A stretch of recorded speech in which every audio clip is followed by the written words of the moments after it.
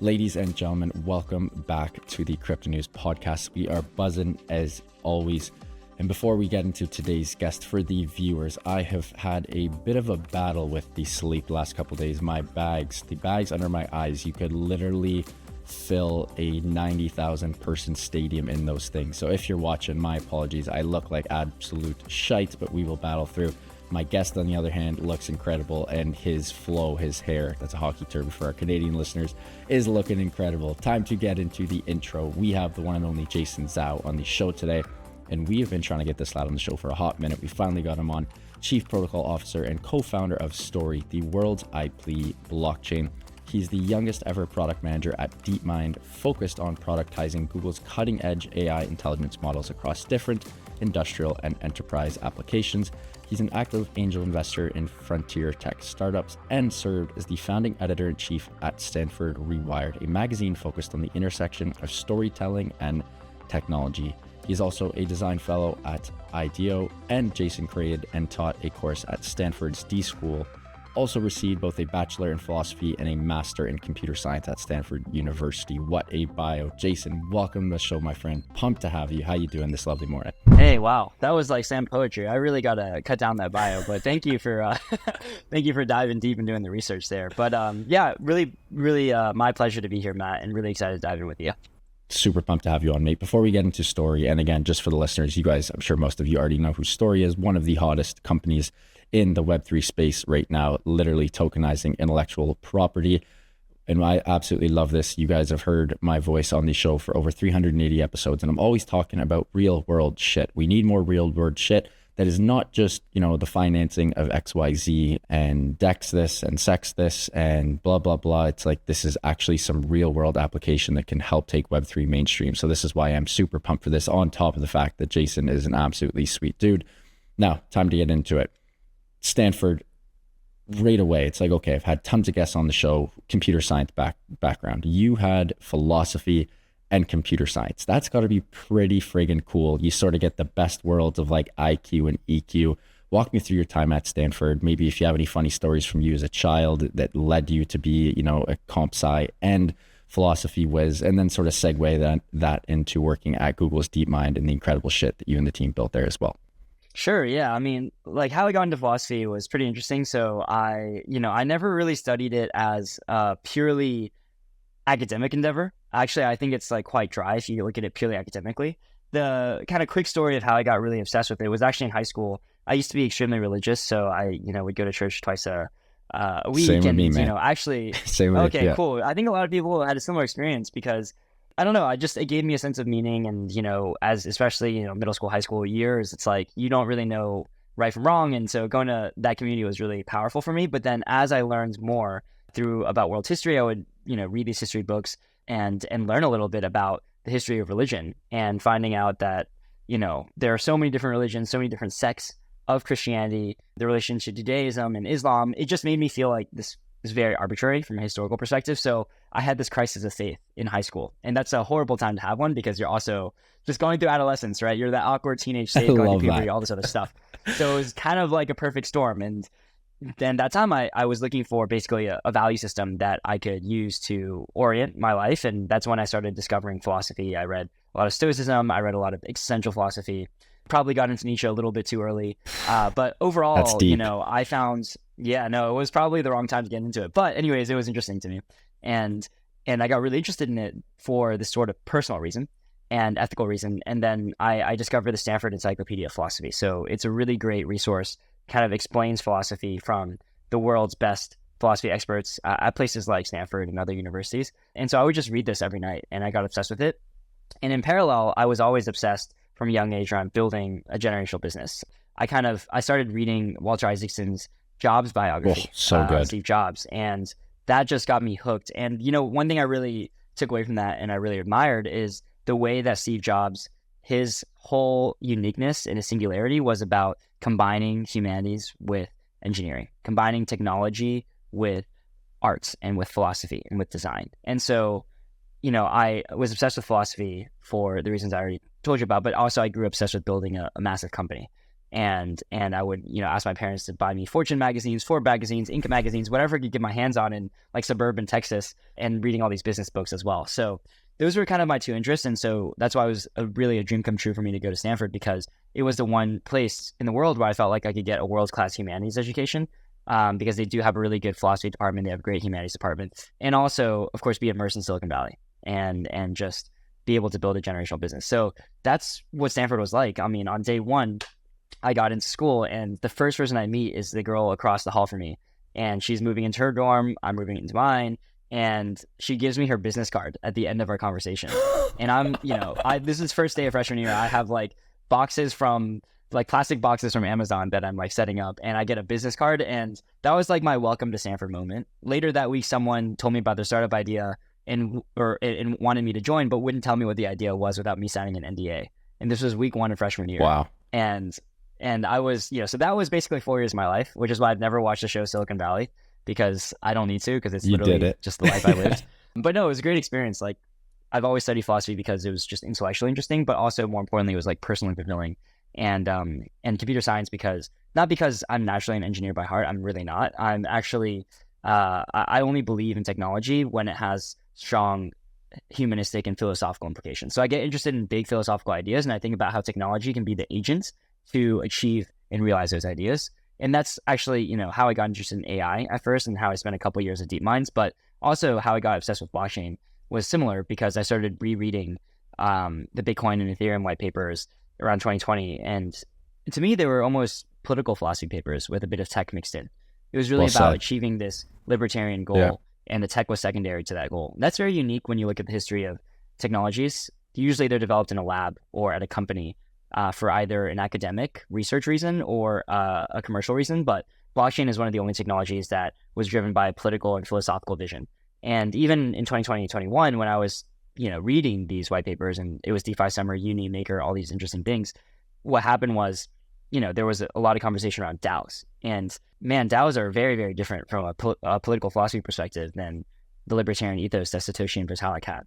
Because DAOs are all about sharing the assets and the ownership. It's almost socialist, or at least communitarian. It's like these co-ops on chain, right? So if I use a service, I should own it. That's not really a fully libertarian, idea. And so I was really fascinated by the diversity of political viewpoints that found their own visions realized in blockchain. But then at the same time, all of the actual products being built were around money. And there's nothing wrong with that. Money is fascinating and important, and Bitcoin is digital gold. Stable coins provide global instant payment and settlement. These are all extremely important advances, but cut through that and cut through the speculation, and everything is just around finance. But to be honest, most people don't spend 5 hours a day on Charles Schwab or Robinhood. Maybe like 10,000 degens spend 10 hours a day on Pump.Fun. But really, most people, if you think about mass adoption, it's about consuming and creating culture. That's what the iPhone was about. It's about being able to communicate and express yourself through mobile medium, be closer with the computer than you ever could before, because you could hold in your pocket, take pictures, share that with your friends on Instagram, Snapchat, TikTok, whatever. And so my thought was, how can blockchains be the foundation for a new internet, but not just for money, but also for content and IP, because that's much more personal. That's, honestly, much bigger in terms of the opportunity. And I think it's key to allow blockchains to scale to everyday users. So that's kind of the inspiration behind Story. And to me, it was like mixing this philosophical vision I had for the future of the internet with the sort of technology background that I had in order to build, what I think could be a really important infrastructure for the next phase of the internet. When we do have peer-to-peer money and we have peer-to-peer social in social media, we need peer-to-peer content. And so that's what Story is really trying to do. Wow, what a start. He's on fire right off the bat, coming in hot. We'd love to see it. Way to set the tone there. One of the things that excites me about Story the most, and I want to say 2-3 years ago when AI really started kicking off, everyone was jumping into the whole ChatGPT thing. I'm creative with my words and with my ability to write, but my inability from a creative sense to draw and paint. Like when I say I am inept, Jason, I am inept. So for me, fucking around, messing around, pardon my French, with Stable Diffusion and the other image generating models and then the video content models was absolute. It was an electric factory for me. It was something that I could never do before, but then I could use my words, right? My brain via words to then crank out these really good props to crank out beautiful images and videos. the one thing that I always think of, and again, you guys are literally solving this problem, is 10 years down the road when AI is so sophisticated and so powerful and so efficient, how are we going to know if this is legit or if it is AI created? And then there's the whole philosophical aspect where it's like, it still is legit if it came from, AI. It's now just a matter of the IP. Now we enter story protocol where you guys are fixing this. I'd love if you could just sort of tee it off for our listeners, give us the elevator pitch, exactly what you guys are doing, and talk about the importance of this whole, tokenizing IP and how this can literally be the catalyst to help Web3 go mainstream. Yeah, 100%. So our thesis around how content will accrue value is that in the early innings and maybe even later on, what will be important is answering the question, is this made by a human or is this made by an AI? And both of them will separately be important, right? Because, of course, people want to make sure that the art that they're buying was created by the real Jeff Koons, for example, right? They want to know that's the real guy, and that's really important. That's not a problem we had before. So that's really important what WorldCoin is doing, I think, in a lot of other proof of humanity protocols. The other side of it is verifiable inference. Is this a real AI, right? We saw this with GOAT and the True Terminal debacle. Yes. People were actually flooding it because they didn't think it was really AI. So you're also going to have to answer the question, is this really AI? And those questions are both important, but in the future, I think that dichotomy will become less and less important. And what will be important is the question, is this authentic or is this legitimate? And the example I can give is, imagine you're, let's say, Kendrick or The Weeknd. You're a famous musician. And I think in 10 years, maybe even 5 years, the next Kendrick, the next Weeknd, the next Drake, the next big music artist, AI, Taylor Swift, they are going to be leveraging AI. And so, of course, they'll have their own corpus that they made. They'll probably prove that they, as humans, made it. But then more importantly, their fans are going to be able to extend their content. And so if you're really, really good at writing songs and coming up with beats, but you're not great at singing, then you can leverage The Weeknd's voice and create a song. Bingo. And you can make money for yourself and for The Weeknd. And now The Weeknd has this army of people that are distributing, monetizing, evangelizing his content. And he's monetizing and they're monetizing. And it's just this utter win-win situation. So what is important there is not, okay, did a human create this remix of The Weeknd or did an AI? It doesn't really matter. It matters is this authentic and legitimate to The Weeknd? Did he approve of this? Because Spotify, Spotify doesn't really care whether it was AI or not. Like, people are using electronic tools. Like, EDM is purely electronic, right? Like, that's completely machine created. So that's not what's important. What's important is this authentic? Did The Weeknd approve of this community generated remix? If so, we'll put it on Spotify. If not, we won't, and we won't get any distribution. So what Story's trying to do is allow people to use smart contracts and to tokenize IP, make it programmable. That's much more important than just the tokenizing part, is the idea that you can program the terms around how your content, whether it's your voice, your artistic style, your world Bible, or your piece of prose, like, what are the terms for other people to extend it, to modify it, to monetize it? And that is going to be, instead of, having lawyers do legal negotiations with pen and paper contracts, you can actually leverage the power of software to make a single API call and be able to license and remix a piece of content and make it authentic and legitimate and share the revenue. So we're basically building the rails that allows that sort of Weeknd situation that I talked about to happen without any legal expertise, any technical expertise. That's so cool. You mentioned two, and again, in doing research for the show, these are sort of the two big ones I saw. I'd love if there perhaps is a third or a fourth that you could touch on. But number one is sort of the tokenization, of course, which again, realistically does need to be done with the blockchain. And of course, the blockchain makes the programming the terms of the tokenization much more efficient. Is there anything else in particular that makes Story very unique for this sort of long-tailed, long-term vision of how we can tokenize, program, and do whatever perhaps this third and fourth thing might be for, AI, intellectual property, and blockchain? Yeah, so definitely there's a few more. Just to touch on the first that you mentioned, which are already really important. The tokenization is interesting, even though it's not super complex.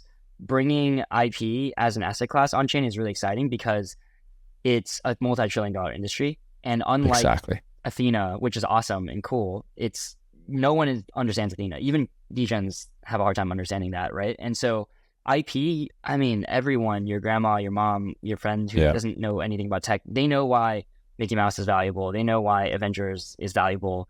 IP is fun. It's playful. It's sort of what has been mimicked by NFTs and, to be honest, meme coins, but isn't quite there. And so tokenizing IP allows you to bring this exogenous, easily understandable, lovable source of value into the existing crypto ecosystem. Because right now I see DeFi as basically self-referential, right? You have like people is. the same ball of liquidity doing weird economic games and creating new assets that just are derivatives of existing assets. And you have all this immutable money that isn't spent on anything other than derivatives of immutable money. And that's kind of the problem, right? But now you're bringing in this new asset class that's interesting, has intrinsic value, intrinsically lovable, understandable. And now there's some exogenous source of value that people can actually spend their immutable money on and transact with. So imagine if you could take a loan on your creativity, right? Like instead of collateralizing some ERC20, you could actually collateralize, some character you made, right? Like that's going to get really cool. So I do think tokenization is pretty awesome just by itself. And then the second, as you mentioned, programmability, the ability to turn code into law and smart contracts into legal contracts. So this is kind of a new point I want to bring in, which is it's not just like our smart contracts allow you to license and receive and set royalty terms on chain. It's actually that we spent almost as much time building out the legal infrastructure. So we've created real legal contracts that are first of their kind, that map and reference one-to-one with the smart contracts that we built, so that everything that you're doing on Story has legal backing.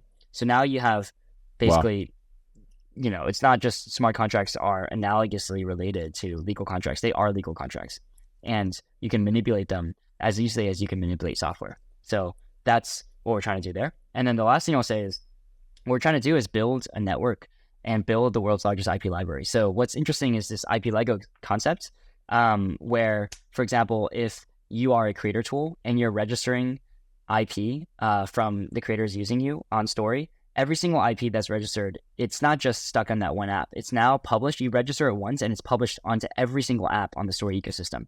So if I created, using a drawing tool that's registered to Story, if I created a character registered on Story on the back end, now that character can be used in a webcomic app. That character can be used. You can create an AI model around that character and talk to it in another app. And so it's just like register once, publish everywhere, right? And so any piece of content you see on the internet, if it's powered by Story, you can go and use it in any other app on Story and monetize it. And it's all seamless. In the same way that if I have an ERC20 token, I can swap it on Uni. I can put it into Aave as collateral. I can do any number of things with it across any app. Those apps don't need to have B2B partnerships with each other. It's all composable, but IP doesn't work that way. And so we're building the rails for composability. So you have these legitimate IP Lego blocks that can be, monetized and remixed across apps. So you have like this internet-wide remix button. So I think that's a really important point, is that we're going to get a lot of network effects, and we're going to be a network of consumer applications that transact around the same pool of IP. And one piece of content can move from one place to another and monetize rapidly at the speed and scale of basically the internet. That's so cool. And this brings me into one of my favorite points that you and the team always buzz on, and that is how blockchains will indeed eat the world. A lot of teams have sort of brought this up in the past, but again, one of the reasons why I was so excited to have you on the show, and it's so good that you're finally on and absolutely bringing the heat and buzzing, is because you guys actually have the potential to do this. And I'm not putting down any of the incredible guests and companies that we've had on the show, because we've had, so grateful to have had some of the best builders in this space. But again, it's almost strictly financial, right? There's no sort of way to bring that part of life that you can touch and feel and that you're cognizant of and know, which is the best parts about life, onto the best parts of Web3. And that's what you guys are doing. I'd love if you could go into, Jason, your sort of thesis about how blockchains can actually eat the world. Absolutely. So just to first touch on the financial point, I think that's a really important point to make, because right now, all we're seeing are these money use cases that are really exciting, but money doesn't stand on its own. Money is only valuable when it can be used on something. And so when I think about basically a microcosm or analogy for what crypto looks like today, it's like a bunch of friends. Imagine you have 5 friends, you're sitting around in a circle in the living room, and you're passing $1 bills back and forth. And that's all you can do. You can exchange dollar bills back and forth. So over time, you'll fold the dollar bills into origami or something, and then give each other origami dollar bills. Oh, those are new, exciting. And okay, you made a bird, I made a circle, and now we're gonna, roll the, dollar bills up and create new shapes, and now we're gonna exchange these shapes. But ultimately, there's still just dollar bills or derivatives of dollar bills. And so that's why people get bored. And so people can talk about mainstream adoption, and you can try to get the 6th person to come in and exchange dollar bills with you. But there's no reason, right? People from the outside looking in, they're just 5 people exchanging dollar bills in different shapes. Like, why would I come and sit at the table? Why would I join in? Why would I be the 6th person? There's no exogenous thing that these assets, these dollar bills or, cryptocurrencies can be spent on, right? And so what Story's doing is bringing in this whole universe of value. If you think about the web is just hyperlinked content, right? Web pages are just arrangements of content objects, and then search engines just kind of link them to each other, right? So what Story is doing is bringing in all that IP, all that content into the blockchain computing environment, into the on-chain world, so that there's actually something interesting. There's an interesting exogenous asset for people to do things with. And so now you're not just exchanging dollar bills, you're exchanging dollar bills in the circle for stuff. And people want stuff. They don't want dollar bills, right? And so you can get the 6th, 7th, 8th to 1,000th person to sit in the circle, because now you're exchanging interesting objects, and the dollar bills mean something because they can be spent on something. And so that's kind of the thesis about Story. And, when I think about how blockchains will eat the world, I kind of make this point that so far, a lot of blockchain development has been about creating a new world from scratch. And that's really exciting. And there's a cypherpunk sort of vision behind it. And that's philosophically interesting. But I don't think that's the way that we're actually going to reach mainstream adoption, even though, it's exciting and it's new. It's not by creating like a new city that's completely separate from the entire existing traditional system that we're going to achieve mainstream adoption. I think what's going to happen is that we basically had to vampire attack the traditional systems. We had to vampire attack it. And what I mean by that is, I'll give an example of USDC. Like USDC right now, it has value because Circle has set up all of this infrastructure to allow that ERC20 token to be redeemed for real world US dollar. And so right now, the value of the on-chain world, think about like two parallel tracks or two pools, where you have this traditional world pool. It's massive. It's like, $100 trillion. And then you have this Circle pool, which is maybe like a few hundred billion, right? Which is tiny in comparison. And the only reason the Circle pool has any value, this on-chain pool, is because it's tied to the traditional world, right? Yeah. But what happens when more exogenous assets like tokenized IP from Story come into the on-chain world? Well, then there's that Circle pool is going to get bigger and bigger and bigger, because there's going to be more reasons to spend money. There's going to be more demand for money and more value on the on-chain world. Eventually, there will become a tipping point, because I genuinely believe on-chain is better. So now you're also not just like more demand for more stuff, but like on-chain is actually more useful because it's composable, it's instant. So people are going to this pool is going to start getting bigger and bigger on-chain. And eventually that on-chain world is going to be bigger than the off-chain world. And redemption won't matter. Redemption won't matter at all. And it's kind of just like this vestigial organ that exists of, when it first started, like we were really concerned about whether we could redeem this for $1. But now what's more important is that $1 can actually be transferred to USDC rather than USDC being able to transfer from the token to the dollar. And I think a good analogy of like this in practice is cash. Like think about how ridiculous it would be 100 years ago if you went back and you said, oh, look, like my bank account, Bank of America app says I have like 5K. And then that person would be like, okay, but it's not real unless it's cash. And now it's like, oh, you want cash? So like true. I have no cash. If I had all my money in cash, I would be concerned. The first thing I want to do with my cash is put it into the digital world, right? Whether it's on-chain or off-chain, like want to make it digital. So that will happen too for money, where like if I have some off-chain currency, it's going to be like cash. I'm going to be like, how do I offload as much of this as possible? And I'll only need to use a little bit of it on the edges for random things that don't require on-chain money, right? And so the same thing is going to happen for IP. Right now, all these legal contracts are pen and paper, and the ones that aren't are on Story. But Story is tiny compared to Hollywood and compared to these large AI model companies that are training on all this information, compared to the Weekend's Voice and all these other things that exist off-chain. But eventually, it's going to get bigger and bigger. And because it's so much easier and cheaper and better to do on-chain licensing and IP transactions on Story, it's going to get to a point where the off-chain world is going to be vestigial, just like cash. And so that's my like very definite thesis for how blockchains will eat the world. It's basically by vampire attacking traditional institutions. And a good analogy in Web 2, other than cash, is like Instagram, where it's come for the tool, stay for the network. So when Instagram first started, 100%. It was literally just like a filter, right? It's kind of like Disco now. It's just like go and filter your stuff, and then most people just did that and then posted on Facebook. But then eventually, now like it's the 1% world's of biggest them, dating app. Yeah, exactly, right? And so it's like come for the tool, stay for the network. So what Story's trying to do is provide a tool that's beneficial, just something you can't do off-chain. And eventually, at first people would just use a tool individually, single player, but eventually they'll look around and realize, oh man, there's like a lot of other IP on Story. And now we have this network that we can use, and that network's going to explode. So that's how I think blockchains will eat the world. It's like vampire attacking traditional world by just doing one thing better.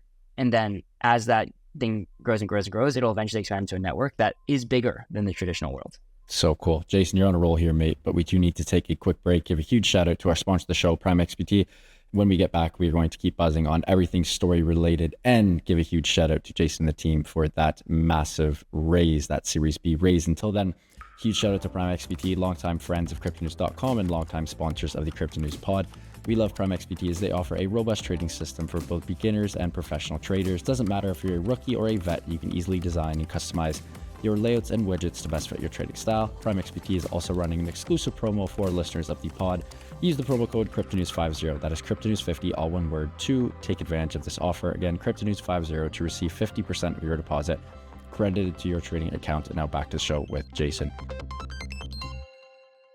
Huge shout out on the $80 million Series B raise, A16, crypto, Polychain, everyone, K11, Cosmo de Medici, everyone jumped on board. Huge shout out to you and the team. Now, this was absolutely massive. And again, totaled your fundraising, if my research is correct, to 140 million. A lot of teams in crypto never end up raising this much money. Even just hearing you talk about the vision, the long-term vision of Story and how it is literally going to be. And when I hear about Story, I almost picture like this massive, almost like a marketplace kind of thing, like a massive digital marketplace where you can come on board.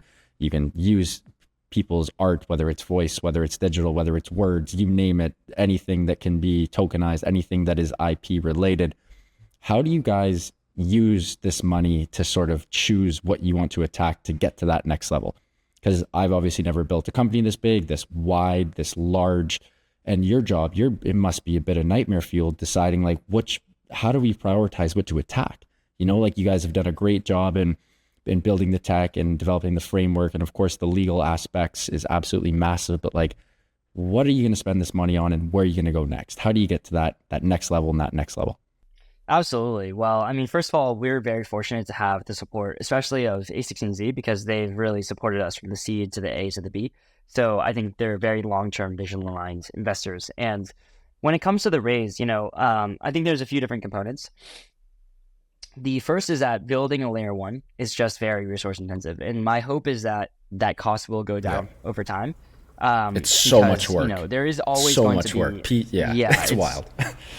It's the validators, it's the infra partners, indexers, oracles, block explorer, you name it. There's cross-chain messaging, bridges. So there's a million things you need to get right.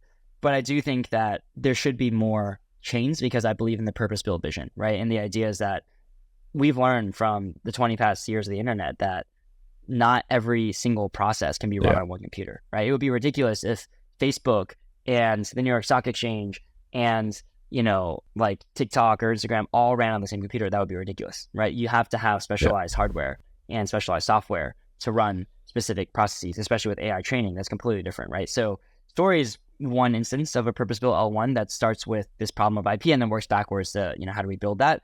And ultimately, we want to customize every layer of the stack. And so we have we're working on, custom validator logic. We're working on, customizing the execution layer. We started with Geth, which is great. And obviously great start to be EVM compatible. And there's just so much to do on every level. So building out that tech team is a big part of why we raised that round. And then another big part of that is that we're ultimately an ecosystem-based project. So no one is going to use Story directly. That's almost a paradoxical statement. The end user is going to use an app that is built on top of Story, right? And the analogy I like to make is like Stripe. I mean, no one just goes to Stripe and pays for nothing, right? That would be ridiculous, right? You have to pay for something. And so we are enabling something really, really important, just in the same way that Stripe enabled you to have a store online, because now you can finally pay someone online easily with a credit card.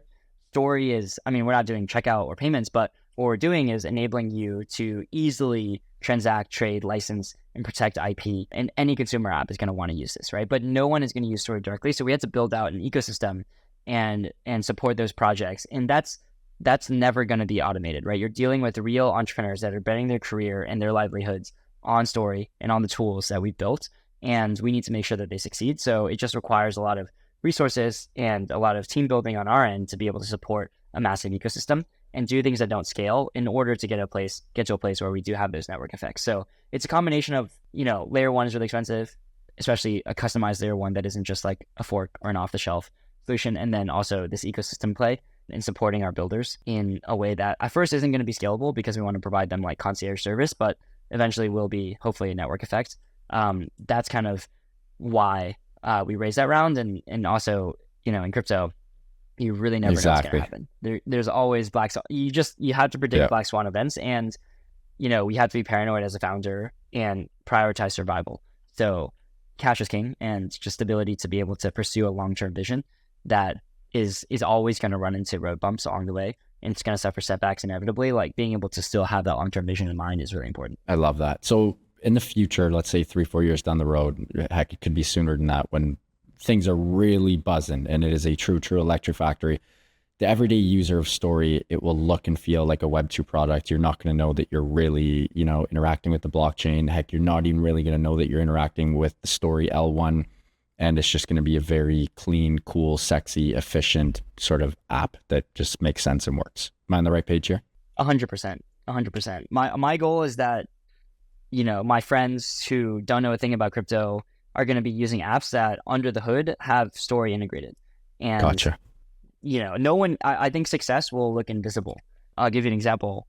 Like, no one talks about how great the domain name system is. Like, the fact that you can just type in a URL and it just maps to an IP address, right? Like Amazon.com or JasonZhao.com. Like, that but it's the backbone of the entire internet. Like, it's the address book for how every website works, and everyone uses it a million times a day, right? Like, okay, I'm going to docs.google.com. Right? That works. That just works. It's under the hood. It's super invisible, right? And so if Story succeeds, it'll be like a core protocol of the internet. People aren't going to celebrate it. Its victory, is going to be something that's invisible and silenced because it's so omnipresent. So that's kind of the goal. Super cool. I know we're getting a little tight for time here. A couple more questions, mate, and we will wrap up. Another thing I love about you guys is, again, everyone has proof of X, Y, Z, and there's a lot of really cool ones. Proof of, of course, we have our most famous one, proof of stake, proof of work, blah, blah, blah. You guys have proof of creativity. This is absolutely electric. I love the naming there. Walk me through the story, sort of who named this, maybe give a shout out to someone on the team. Maybe it was you, and just very quickly talk about how, it allows the user to register, remix, and expand IP on chain. Yeah. I mean, I don't know who it came from on the team. Honestly, we just have a lot of brainstorm sessions together and engineers around the whiteboard. And I think maybe just someone threw it out somewhere. It was like a team effort, right? Like, I guess IP is always multiplayer. That's kind of our thesis. So it was a multiplayer effort. But in terms of the tech, right, this proof of creativity really describes our smart contract protocol. So we built this layer 1 blockchain that's kind of the computer. And the primary software that the layer 1 is running is a proof of creativity protocol. And that's a smart contract that allows you to actually set specific licensing terms, usage rights, and other metadata for each IP. So think about it as two parts. The first part is this global on-chain database of IP structured in a standard way. And then the second part are like the functions that we enable for the IP, the royalties, the licensing. So both of those, the states and the verbs or the functions that can be called upon that state, are part of the proof of creativity protocol.